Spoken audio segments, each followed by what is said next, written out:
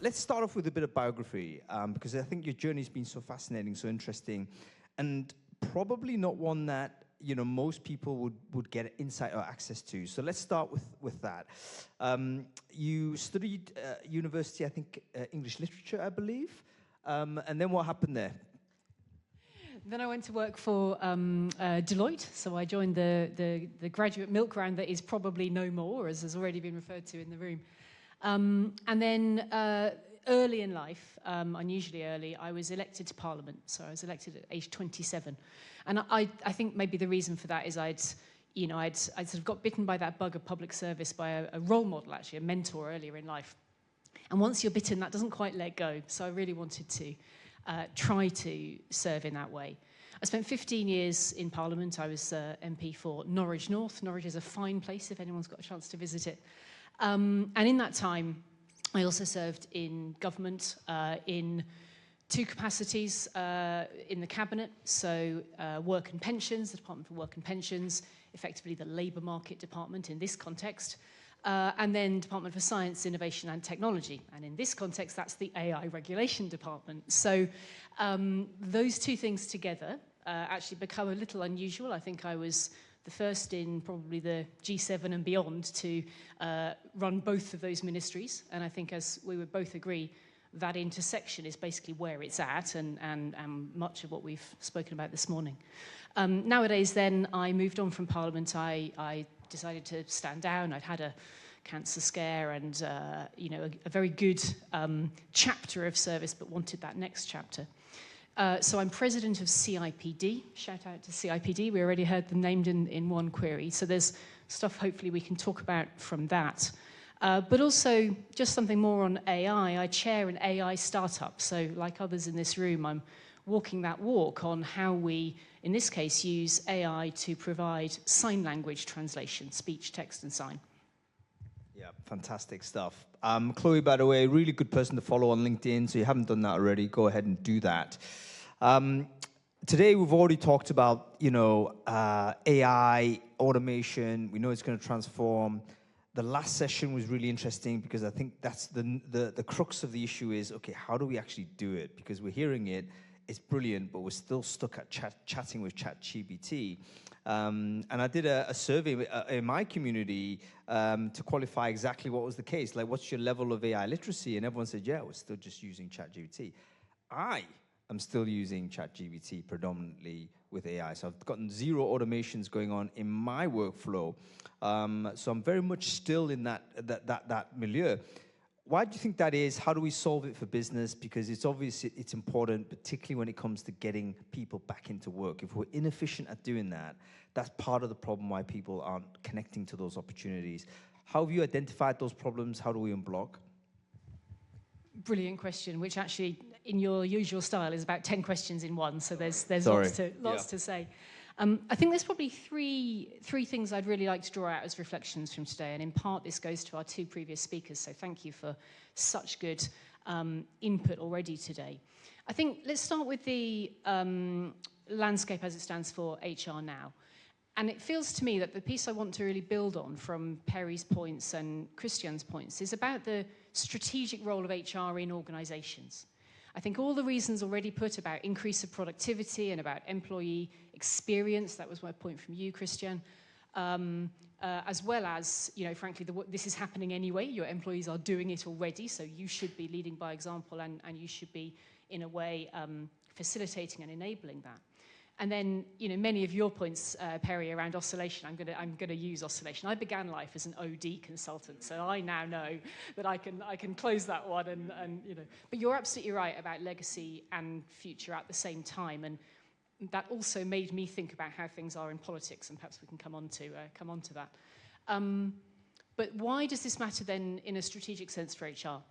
I think the question we can also ask ourselves is, what do we need an HRD or a CPO to be doing here, compared to what do we expect the CEO to be doing here? I think there is an increasing level of strategic space that I want HR professionals, the people profession, to really fill, and it's a time to occupy that space in, I think, a really exciting, positive way. So it absorbs all this stuff we've already heard this morning about productivity and why we should use more tools than just chat. But it goes, I think, way bigger into who carries the responsibility, who can execute the leadership around people and technology. Because, of course, it's no longer just your CPO and the CEO perhaps having some of that conversation. It should also be your CTO. And we see a few examples of where those are, in fact, the same role now. That's fascinating. I think there's loads more to do there. We at the CIPD want to be a partner in that kind of organizational effectiveness and to speak up for the profession, help it take that space. Yeah, we definitely need the promotion. Yeah, at the same time, I feel that we need to be more strategic. It's just been a recurring theme for decades now, right? Is it a case, what's your theory as to why HR sort of doesn't have that self-perception or status within industry, whereas arguably, you know, someone in sales probably does, or someone in even technology since the internet era is definitely seat at table when the big decisions are made. So why is HR not there? Perhaps some of the answer resides in, you know, some of what Christian was presenting, this kind of proliferation of, I'm going to call it the small stuff, in the sense that people might think they are individually small processes that bog you down or that might be bureaucratic, some might argue. Together, as we all know, it's way more than that, and it should be way more than that. But perhaps there might be a perception of a certain level of bureaucracy that HR has kind of accumulated over time. And we see here the opportunity to break out of that. I think that's the importance of today's conversation. I think perhaps there's also been some, you know, pretty challenging subject material that's come up over time. So, for example, we look at the debate that goes on about DEI, diversity, equity, and inclusion. I'm a big believer in this, but what I want to see out of that is that we nail the point about business case and commercial case. So I would return to this need to be organizationally effective, and that HR actually has to be an exemplar in that, not perhaps to get sidetracked in projects that could be misunderstood or mischaracterized, but ones that are really brutally about how to make that business fly, because your workforce is flying with you and because your customer can see themselves reflected in you as well. Yeah, I think we've got to think of HR as a business enablement function, don't we? I think for too often we end up sort of accepting like a compliance role for HR, and I sort of just a quick segue, but I watched a really fascinating talk by a lady called Lucy Adams. I don't know whether anybody knows Lucy Adams in the room here. She used to work at the BBC. She's now a consultant. But she dealt with this question. She answered it for me. Why is HR not considered strategic? And she said it was because HR always writes policies on everything. You know, so one edge case, you write a policy on it, and it's into the library of policies. And of course, when that happens, you end up policing the policy. So the next time a problem comes up, you deploy the policy. And that hiring manager or the line manager, if they don't comply with policy, they're out of compliance, and we're hammered down on them. So it kind of reduces the function into basically a police function internally. Therefore, we're not liked, and you know, we're pushed aside. So her sort of recommendation was don't write the policy. Quite simply, do not write the policy. Have a conversation with the person with the problem and see whether you can resolve it without documenting it. And I just thought, yeah, kind of made sense, right? So maybe a cultural shift a little bit on that as well. I was reflecting on exactly that talk, which I also heard and appreciated, listening to Perry's point, actually, about, you know, getting away from a restrictive view and into a productive view.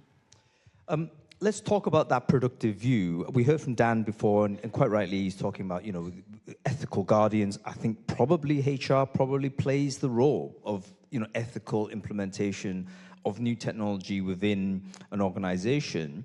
I think we should do that, but can we also hold in our heads at the same time be an accelerator for that implementation? How do you think we could balance the tension between those two things? I think this is right, and I think maybe let's just briefly nod here to the wider regulatory debate about AI, which has also come up in questions this morning. So we see overnight, you know, California has taken perhaps a long-awaited step of its own around safety regulation. Here in the UK, we've taken a sort of midpoint, essentially, between a US approach and a European approach, and I think that's correct, actually. I think that's the best way to get innovation rather than to stifle it. We know that AI in itself and technology more broadly is a huge sector already in the UK economy, growing, of course, in terms of number of firms engaged, but is also going to be a huge enabler of all of the rest of the economy. So that's why, it is right up there at the top of the list about what you should expect, a state to take an interest in on behalf of its interest in the economy. And then you have to make sure that actually organizations are sort of enabled to kind of play their part in that. And I think that balance between, promoting innovation and providing a kind of a framework within which to work responsibly and safely, that is what you'll see reflected both at state level and I think at organizational level. I think there is probably quite a few toolkits that may be useful in that. And actually, sorry, Perry, I think you were anti-toolkits when I heard you this morning. But I think there may well be, I think there will be a lot of ways to, if you like, share insight and experience and practice on doing that. I think the challenge is going to be that sense of being able to ride a very fast wave of change. The next wave, frankly, is already crashing on you before you even worked out how to surf the last one. I see some sectors where that's actually particularly difficult. So to give an example, the pensions industry, is probably not as far as others are in terms of a digital experience to customers and the use of all of the capacious data that they hold. But it's just not in a state that actually you could say to a customer, right, here's your, here's your dashboard and here's your choices and off you go. So I think what you're going to see is, a level of sort of growth in organizations working out how to do this. I think you're going to see some sectors far ahead. You're going to see some having to play a bit of catch up. I think you're going to see some ways that we can all learn from each other in doing that. And actually today is part of it. So thank you for facilitating a bit of that. And I think you're going to see an interaction, a kind of a to and fro between what you might expect governments to be able to provide and what you'll see organizations and the private sector and the commercial world going ahead to provide. Yeah, and we also need to draw on the strengths of HR, don't we? Because org design, job design, work design, all of this stuff is within the remit of HR. But if all of these things are now being transformed with AI coming in, then it seems to me within the breadth of the organization, like who is better placed actually to redesign these jobs with AI integrated in it? So, for instance, what type of stuff do we want to automate away from people's jobs, and which do we want to preserve? These are questions, it strikes me, that who else is going to be answering that? It shouldn't be IT. It's got to be us, right? So how do we step up into that role? Do we expand sort of the org design side? What's your general thoughts on this? Speculate away, Chloe. I think there is a step up available to take here, and I think we've perhaps already touched on that. There is a strategic space here that perhaps the people profession now has that it has not yet capitalized on before. But can I answer this question actually by means of a process that I'd like to see automated? And I was thinking this in response to Christian's challenge. And Hung, that I've been doing some work on how we use AI as a job matching tool. And the figure I want people to have in mind, and you asked for this figure earlier on, it's 9 million. There are 9 million people in the UK economy who are what we call economically inactive. So they're not in the labour market, and they've not been seeking to be in the labour market for a while.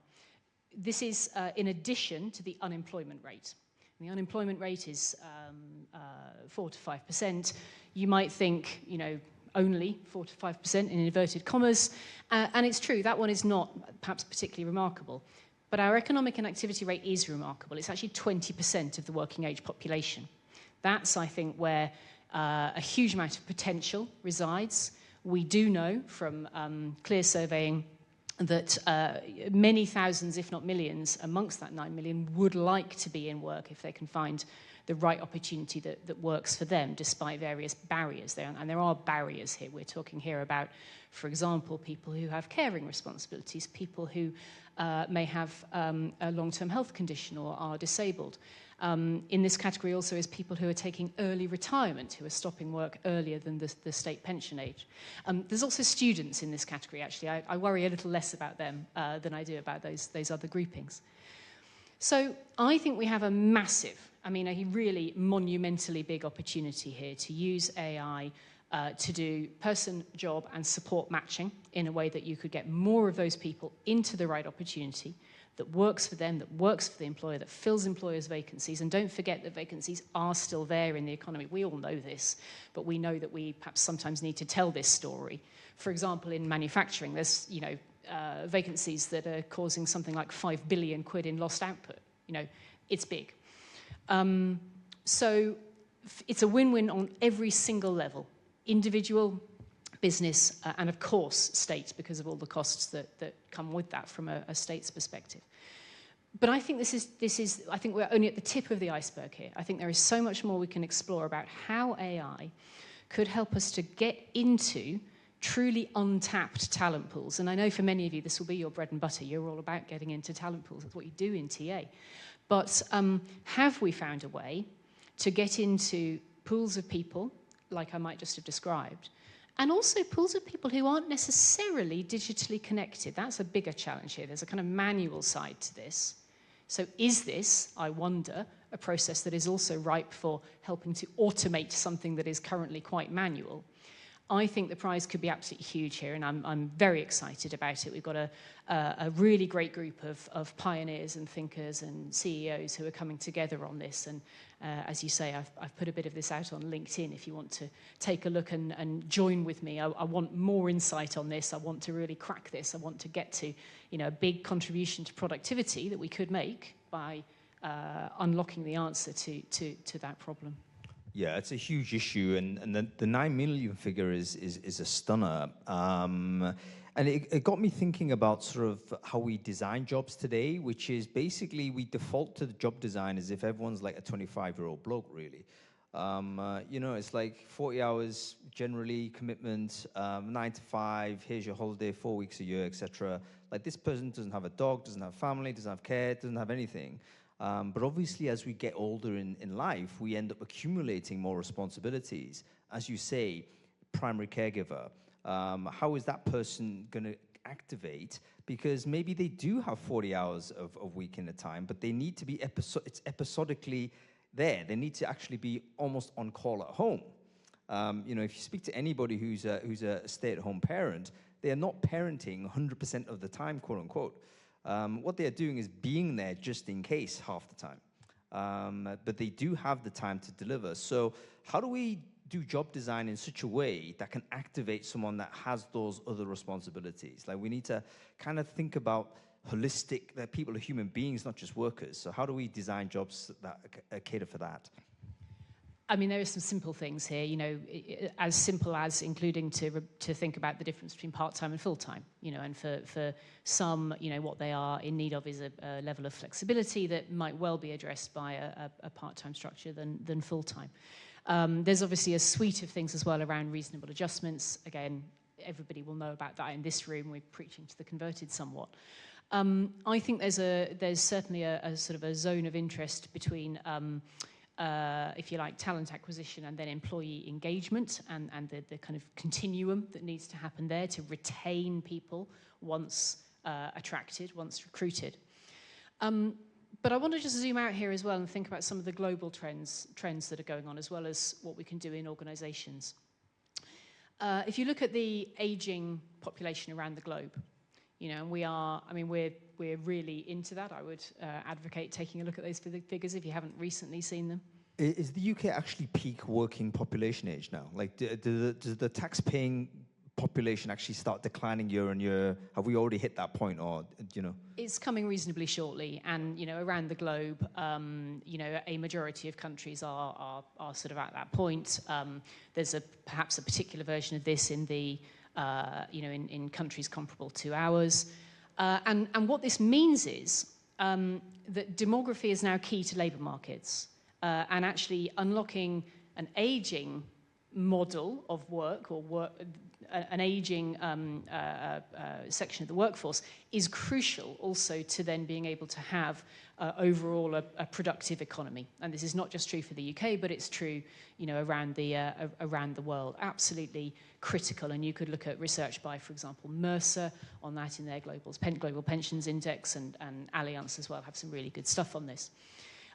So what that means is you need to rethink what longevity is really presenting us with. And I'm actually quite excited about many aspects of this. I'm an optimist, not a pessimist, on longevity.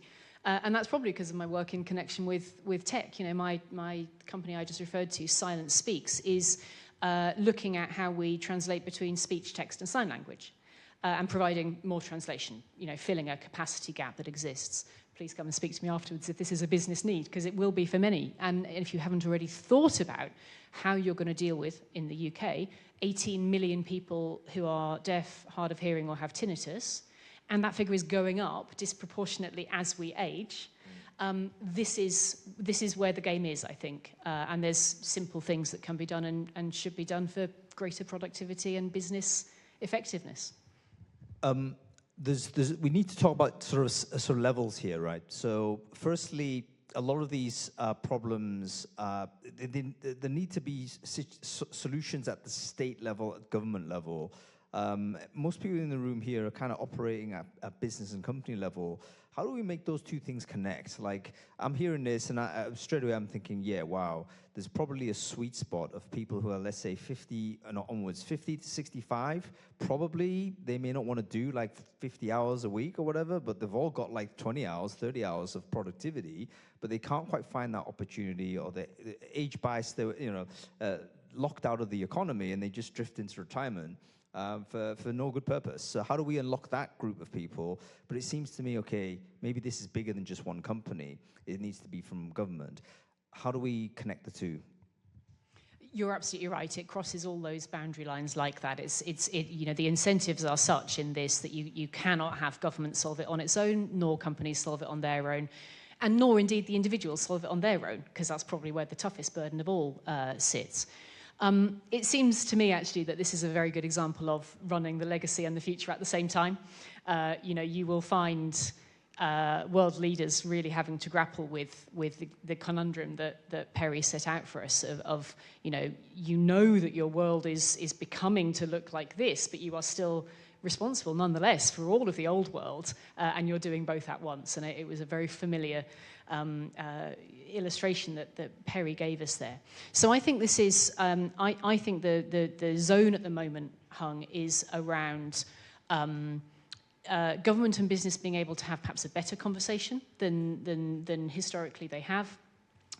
I would give some examples of this in the UK. So you've got things like the Charlie Mayfield report coming out very shortly, and I know Charlie's been doing a lot of talking and engaging on that. That is a good thing, and there, I hope, will be insight there that will be usable and capable of being picked up and used straight away.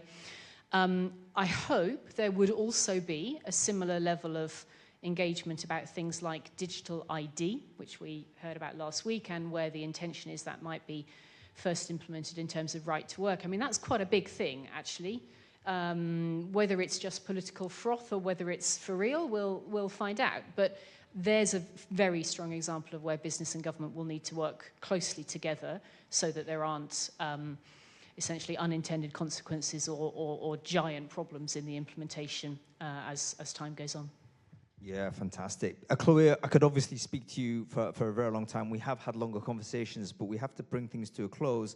Let me ask you a final question, just addressing the audience here. I'm a HR person working in business, and I'm motivated and mobilized to do all of these things. What's the one piece of advice you would communicate to that person? What's the thing that they should be doing tomorrow to kind of move the marble forward? it's the business narrative. It's be really clear about how our work pushes our businesses forward, and then if you want to extend that to how that pushes the economy forward. That's our strategic space. Yeah, fantastic stuff. Right Honourable Chloe Smith, everybody.